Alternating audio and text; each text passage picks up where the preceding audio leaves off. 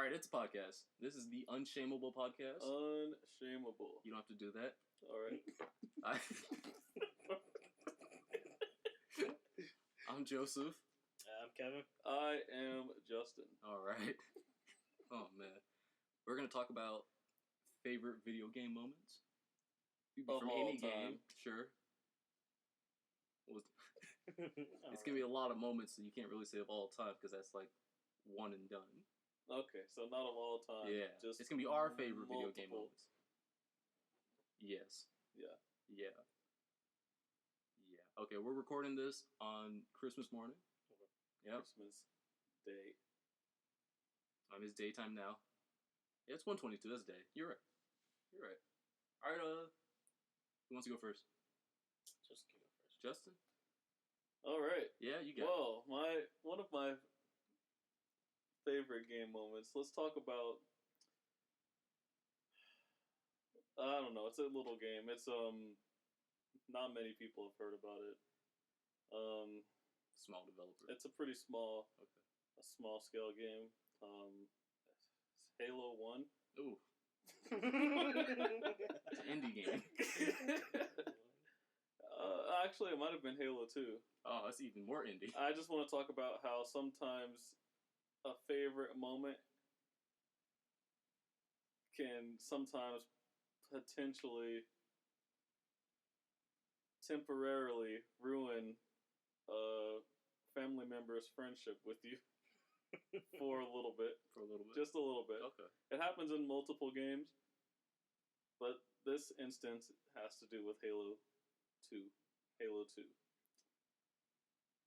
So, what was that map called? The really big one? Was that Blood Gulch? What are you talking about? Blood Gulch. Was it? It was Blood Gulch. Yeah. The really big, freaking like 16 to however many player map. We were playing basically for fun. We were out at a wrestling tournament or something. State, actually. But we were out there and we were just playing Halo.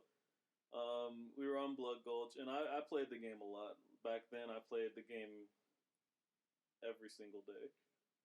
Like, multiple hours a day. So I played it a lot. So it was a hobby. It was every a now and then. lifestyle. Oh, okay. Back then, it was more of a lifestyle. I played it a lot. I played it with a good friend, Steven, went by Bonk. I Bonk. You know, he's pretty top-notch, too. But anyways, when you play with people of such high caliber, and then you go and play with people who aren't, there's a skill difference, and it's noticeable. You can tell almost immediately. So I noticed that skill difference with my good cousin Caleb. Now, Caleb's a good guy. Don't get me wrong. But on in this particular game, he was at that lower end of the scale. I was at almost the pinnacle, and he was at the lower end. But he didn't realize he was at the lower end until, sometimes you don't realize who you're talking or who you're going against until you're in the thick of it. Yeah, until you're in the middle of the match. You're like, holy crap, this guy's way better than me.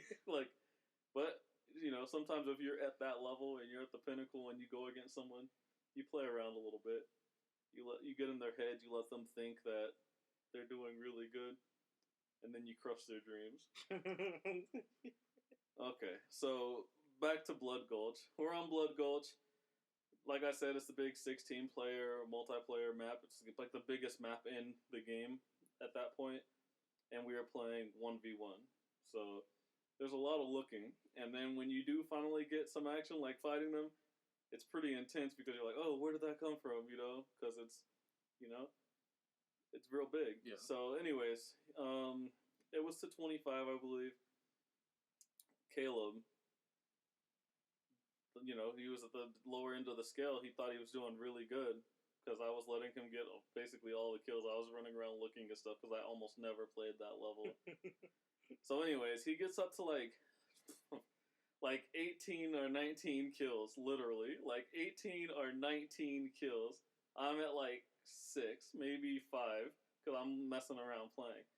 And Caleb's feeling real good about himself, because me and Caleb go back and forth on video games like Super Smash, and, that's about it, because if we play, other games, it's more of the same, you know. But on this particular game, like I said, lower end of the scale versus the pinnacle. Caleb ends. Caleb so modest versus the pinnacle. Versus the pinnacle, dude.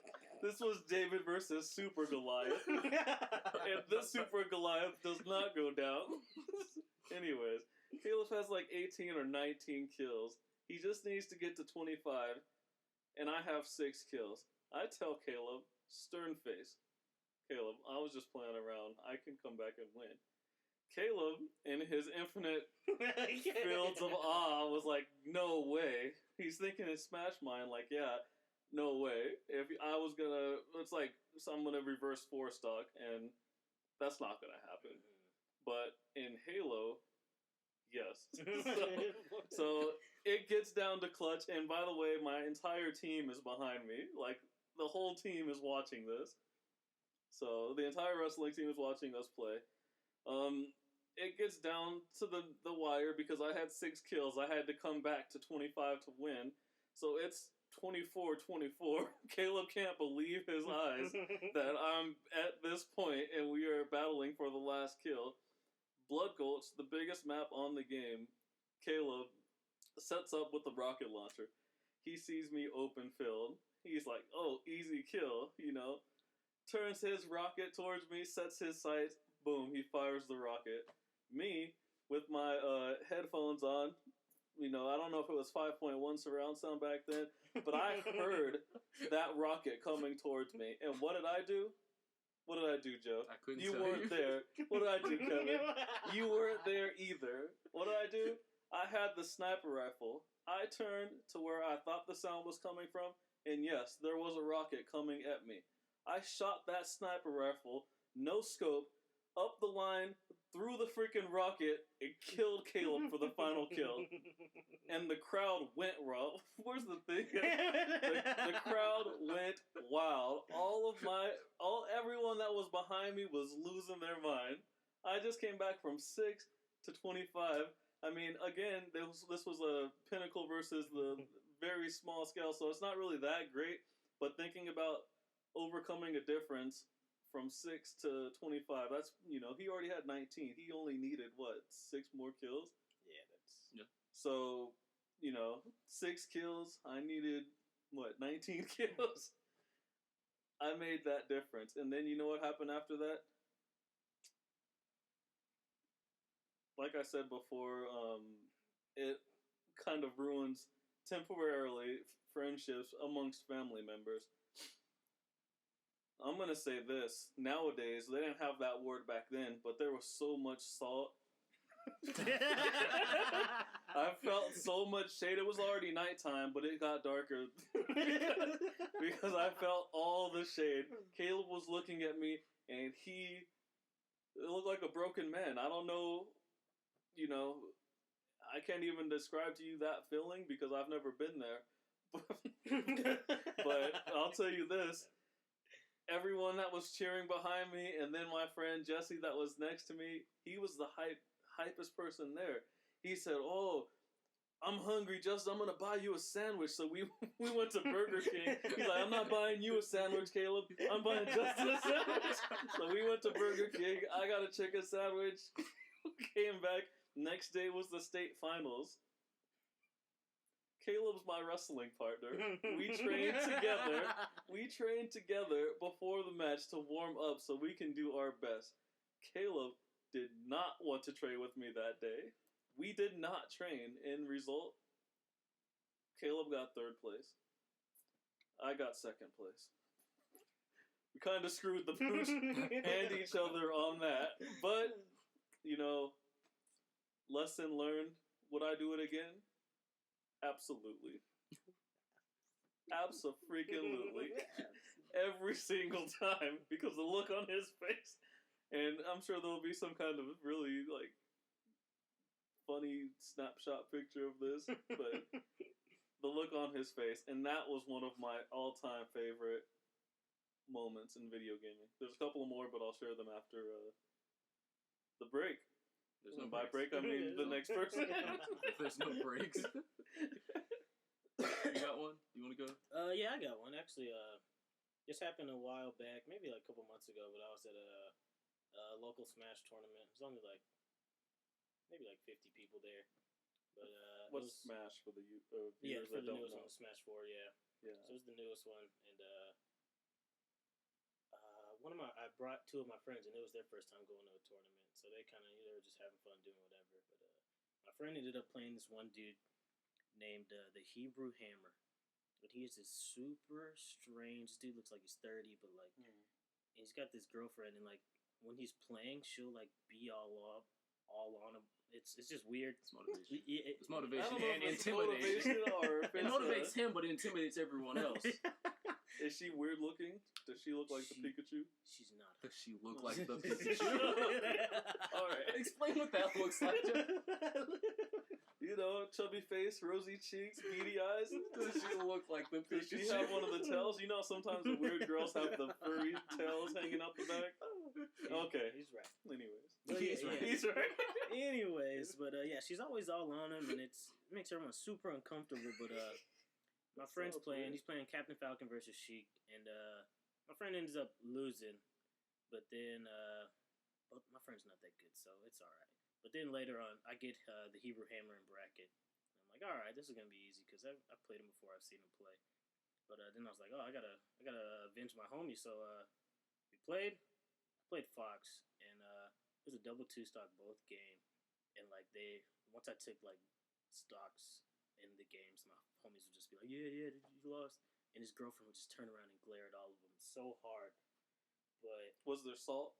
oh, so much. He did not get up. Like my friend, I left after and told to go TO that I won 2-0. And my friend was like, yo, dude, he's still sitting in that chair. Like, he looks like he's going to cry. Was he marinating in the salt? He wanted game 3. He thought he could beat me, but he definitely couldn't. Not even with the distractions. Not even with his girlfriend all on him, dude. With all the gimmicks. Yep. He was just a man. All the gimmicks. Man. But yeah, I haven't played him in brackets since, but yeah, I have no fear The playing Hebrew Hammer, huh? The Hebrew Hammer. Did you ask him if he liked it kosher? I'm not gonna get it. Okay, anyway. Is that, what else? What'd you end up taking in that tournament? I think actually that was a tournament I did a pretty good losers run and I got 9th. Out of a lot of people. Yeah, how many people? That was like 50. Yeah. Okay, 9 out of 50? That's not bad. That's not bad. Yeah. I beat a top player. He SD'd. Yeah, you beat the Hebrew Hammer. Not the Hebrew Hammer. Dude. What's that called? What is the place called? They make the hot dogs? It's all kosher. Anyways, I'm not he cutting beat that the out. Hebrew. Wiener Never Schnitzel? mind. Wiener No. 9. Okay. Oh, okay. Go ahead. Okay. Have you played the game The Last of Us? Yes. Okay. There's a part in the game. This is towards the end. In fact, this is the end. No, they're not calling. This is the end. All right. I'll be back. You guys keep talking. All right. All You right. do a moment. Well, Any more video game moments from Justin? I am going to talk about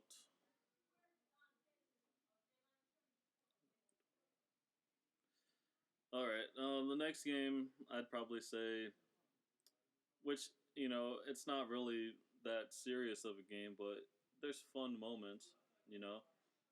We were playing... Can you pause this? No? I don't know how seamless it's going to be, but we'll see in a I thought second. you make cuts anyways, don't you? Cuts? No, we don't make cuts here.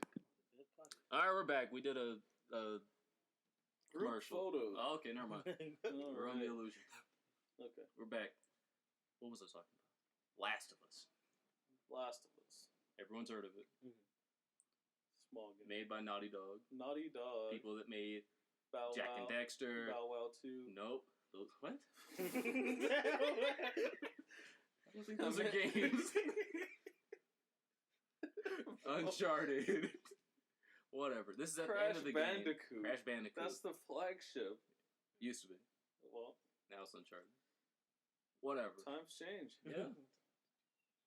This is towards the end of the game. Spoilers, you're in a hospital because that was pretty much what you were trying to do the entire game. Get Ellie from one place to the hospital because they said that she was the cure. And they end up taking her from Joel. He's the main character. So you have to go through the hospital and sneak past people or kill everyone to get her and make a decision like, should I leave her here where they'll open up her head and kill her to get the cure? The entire planet. To save the entire planet, way. yeah. Or, since they've had like this friendship this entire game, should I just take her to keep her around?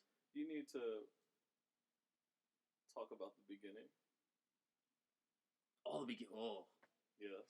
Oh, okay. Well, you end up taking her out of the hospital, kill people. It's great. But he brought up a good point. The beginning of the game, which might be the best part of the game also. Arguably. Definitely. Beginning of the game, it's Joel and his daughter. Ellie's not his daughter. Yeah, his actual daughter.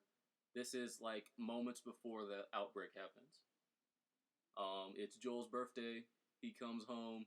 She gives him a watch. It's real touching. It cuts to a scene and the zombies are attacking. And you see, like, upstairs, there's a TV screen, and it has, like, a news broadcast, and then all of a sudden, like, big explosion, and then, like, you look out the window, and there's the explosion. You guys leave the house, you guys get into his truck, you guys are going, the truck flips over, crazy stuff happens. It ends up with Joel running with his daughter, and this, like, soldier, pretty much. Yep. Yeah, it's a soldier. He gets orders. Yeah. He gets orders that he has to kill them. And Joel's like, come on, man, I have a daughter. And the guy still shoots. Don't come in here. What? Yeah. Alright. I'm still talking. And, so, yeah, the soldier just shoots at Joel and his daughter. And the soldier ends up killing Joel's daughter. And it's rough. I mean, it might be the roughest opening to a game I've ever been through. Yeah, it's... Like, I was like, holy... The only thing that could match that is the opening to Minecraft. I don't know. It's not good at all. I'm joking. Yeah, but it was rough. That game it's phenomenal. I've heard. I've actually not played through it, but my friend, he was really big on it when it came out, and I went over to his house and played a little bit of it, but yeah, he was super into the game, said it was super good. It is really good. I played it maybe like 3 or 4 times. What other games you got? Actually, I want to say an older game just because yeah, go ahead. Mirror's Edge. The first one? Yeah, the first one. It's good. The next one's coming out soon. It was in, I think, a Game Informer from like 2 months ago. But I don't know. A lot of my friends I've talked to about the game, they weren't really big fans of it. But I actually loved the soundtrack to that game. Playthrough of that game. Yeah. So I'm actually really hyped for the second one to come out.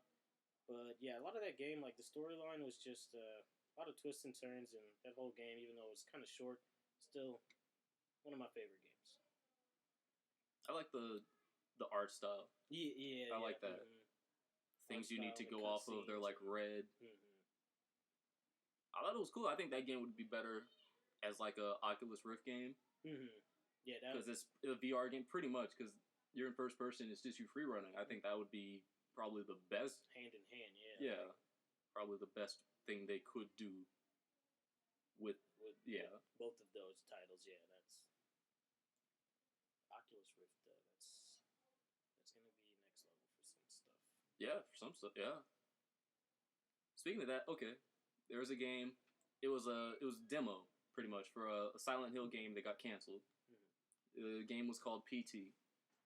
Have you've heard of it? Was it the scary one? Yeah, it was the real scary one. Okay. Yeah, where it's first person. Yeah. Yeah, okay. If that was an Oculus Rift, that would be too scary. I wouldn't play it. Oculus Rift? Yeah. Oh. Because he just got done talking about Mirror's Edge. Yeah. And now that would probably be really good for it. The thing about scary games on Oculus Rift,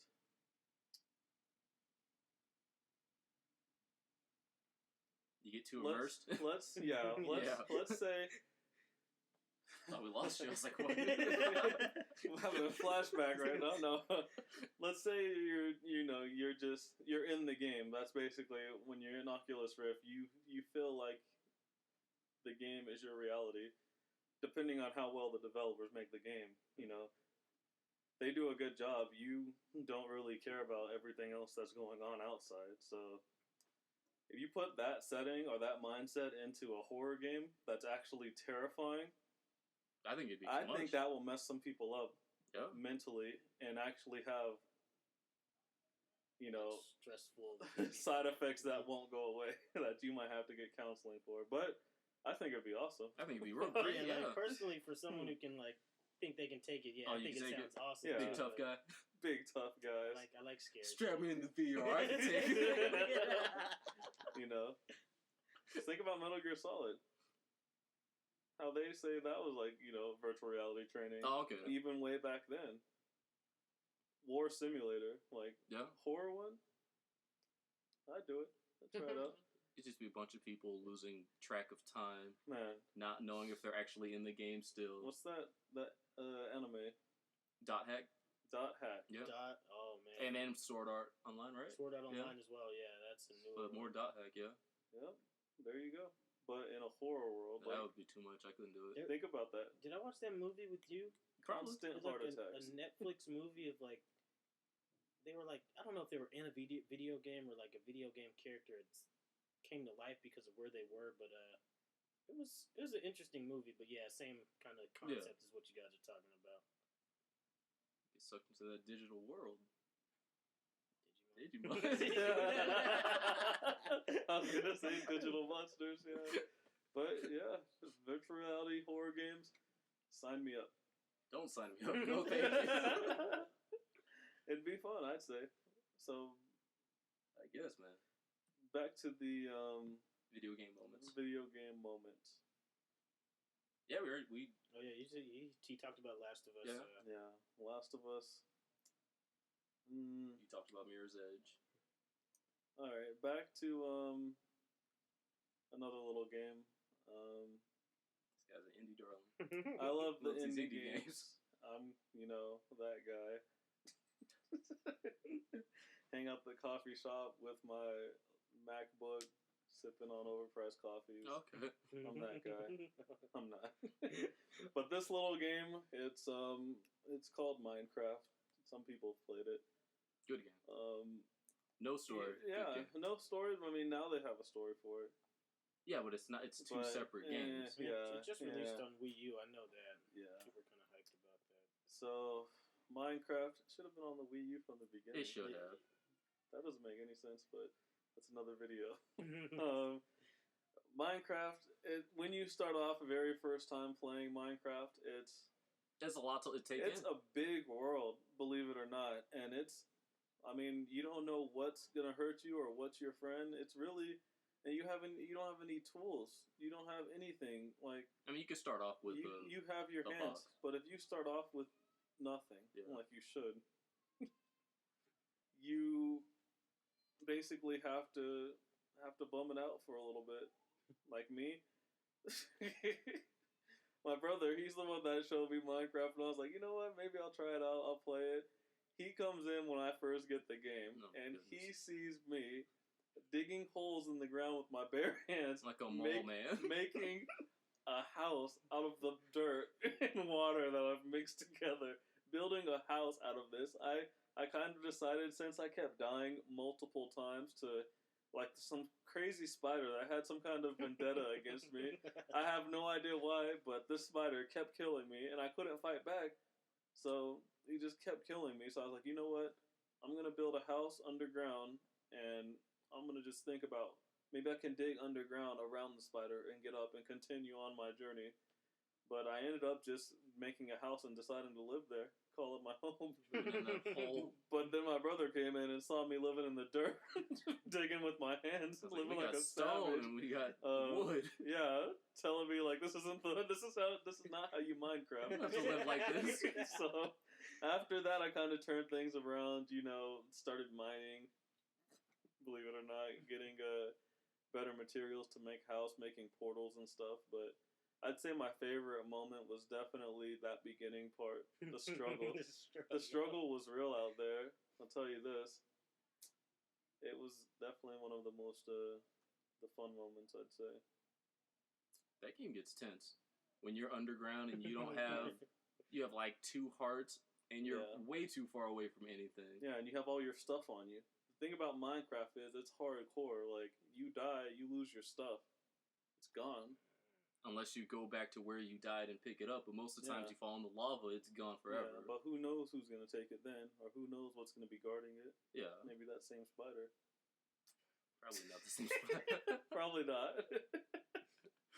I tell you, that spider was out, dude. He was salt, dude. I think that was Caleb. I think that was reincarnated into a spider. Built to get me back for that time. Who knows? You got anything else? No, I don't think I do. No? Let me think on it. You got anything else? Okay. Jesus Christ. Is this just the Get Up podcast? What is this? Jesus. I know you've heard this. Batman. Arkham Asylum, Arkham City, Arkham Knight. The trilogy. Arkham Origins, I don't consider it wasn't made by Rocksteady. Oh, not Batman. Batman Returns. Okay, we're not going to talk about Batman Returns. We're talking about video games. Oh. We're talking about good ones. George Clooney. That is the only Batman as far as I'm National concerned. Treasure. Yes. The same one from the Speedo commercial. With the coffee. Yeah. George Clooney. Yeah. Batman. Bane. Batman Forever. No, we're not. We're talking about. We're not talking about Batman Forever. Never mind. Oh. All right. In Batman Arkham Asylum, I'll start off at the beginning one. There is a part after Scarecrow injects you with fear toxin, and he's messing with your head, and it has like all these really cool set pieces where you walk into a room and you think, oh, that's Jim Gordon. He looks like he's dead, but he's not because Scarecrow. There's a part, though, where you walk into a corridor and it turns into what is that? Like the alleyway that his parents got killed in. Oh, yeah. And then you turn into young Bruce Wayne walking and you see his parents. I mean, it's That's Batman 101 right there. It's good. Remade. Oh, it's really remastered. Good. I think it might already be out. What's it called? The ones that are on PS4? Because they were re-releasing like the old games on the PS4. Oh, yes. I don't know if it's out. Yes. But they're doing Origins, Asylum, and City. They're doing it on Xbox as well. Yeah. Look at this guy. Yeah, they sure are. I'm just saying. They sure are. Xbox users. And then you have, in Arkham City, there's... The whole game is pretty much you're trying to get a cure for the infected Titan blood that Joker got in Arkham Asylum. Yes. Yeah. Think about Joker. Yeah. Yes. So the whole game, you see him in different stages, because in the beginning you see him and he looks raggedy and he looks like he's gonna die any second. And then when you see him again, he looks like he's fixed. And like the whole game, you don't really know what's going on. But then towards the end of the game, you find out that Clayface was posing as Joker the entire time. Dirty dog. The entire time, and it's a really good reveal. He's not even the Joker. He sure isn't. He's the fake Joker. You got me there. He sure isn't. Clayface acting like the Joker. So, how many people has he tricked? Everybody. Probably a lot. He's tricked everybody. He probably tricked Harley Quinn. No, because they were in on it. Oh, they were both in on it. I never played the game. Sure did. I've watched the game, and I've from seen what it through I a window. can tell, it's nothing like Batman Forever. You know, there's no Arnold Schwarzenegger. Is there even Mr. Freeze? Yes, there's Mr. There's a Mr. Freeze. Mr. Freeze. Arkham City had the best boss fight in any game, voted by everyone. I didn't vote for that. Well, not by everyone, but it won voted by the everyone award. else. Mr. Freeze's boss fight. Yes. Because the The mechanic was, adaptability.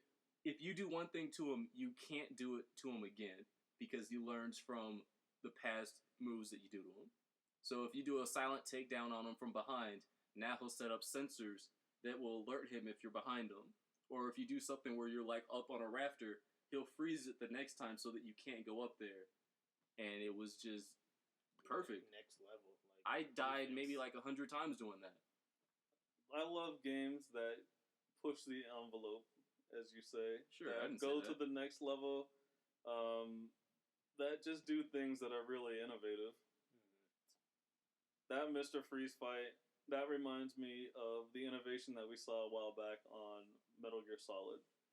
Psycho Mantis. Yeah. Yeah. Yep. Leading up to him, you're having all these little, like, you know, psychotic things, and then when you actually end up fighting him, you are getting your ass whooped. You don't know why this guy can dodge your bullets, cut them in half. Like, this guy is like a future samurai with psycho powers. That's pretty much what he is. But then all of a sudden, Otacon, hey, maybe you should try switching your controller to the other port. What? Like, no. What? What are you talking about? Like, me as a gamer, I'm like, is he talking about me physically taking my controller out of the port and putting it into the next player slot? Why would he be telling me that? And how does he even know there's another player slot?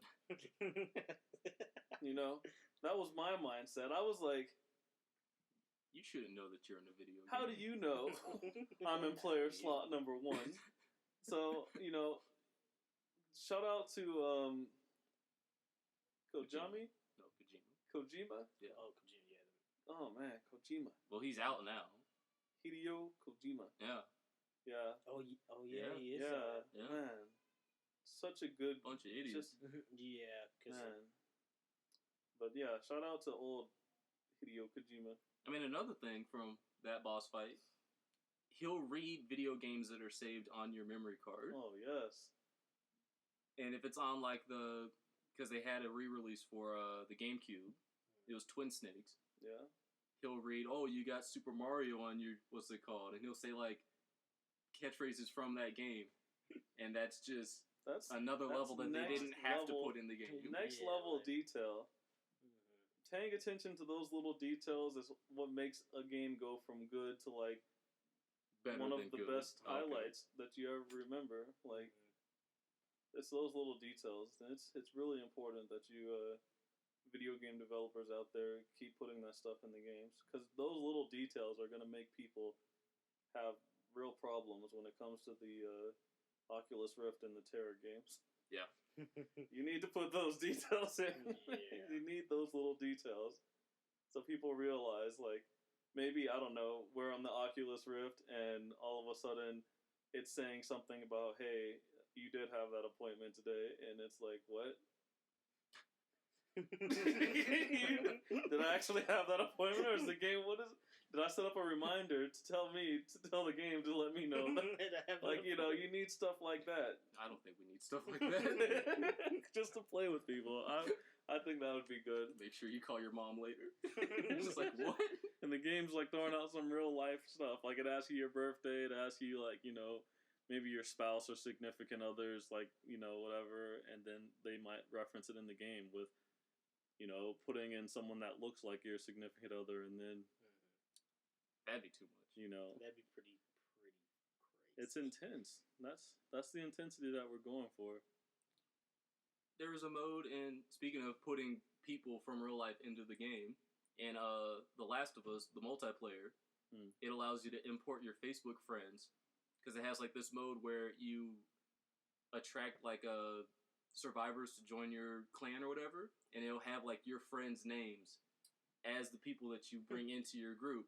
And if you don't bring in enough supplies, it'll say, "Oh, so and so died," and then you're just like, "Geez, they're dying." Or they're what's it called? They'll have like what are those people called? Like outsider people. What is that? Raiders. Scavengers. No, raiders, and it'll be like you have to choose who lives and who dies, and you're just like, I don't want to have to choose between Greg and Grandma, Michael, Grandma. Come on, man. Sorry, Greg. Yeah, they organ-trailed your Facebook friends. So exactly. Yeah, that's next level stuff. Yeah, that's super good. I didn't know about that. Yeah, if you bring that into virtual reality world, there's gonna be some sick kids. You know, it's always the kids that you hear them trolling online. That's another video. Yeah, it is. Anyways, all right. You got one more?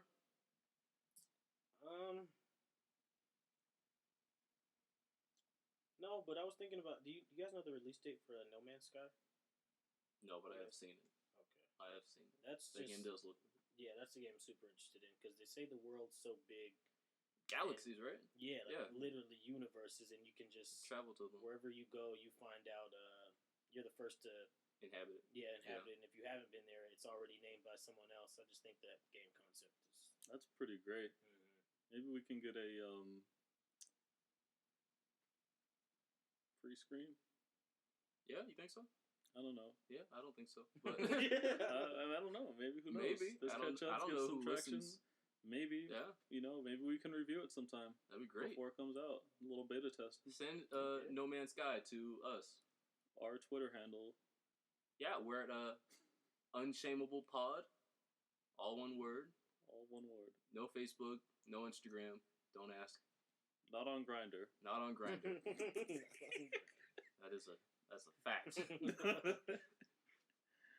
You guys good with that? That's great. Yeah. Thank you. All right, yeah. Bye.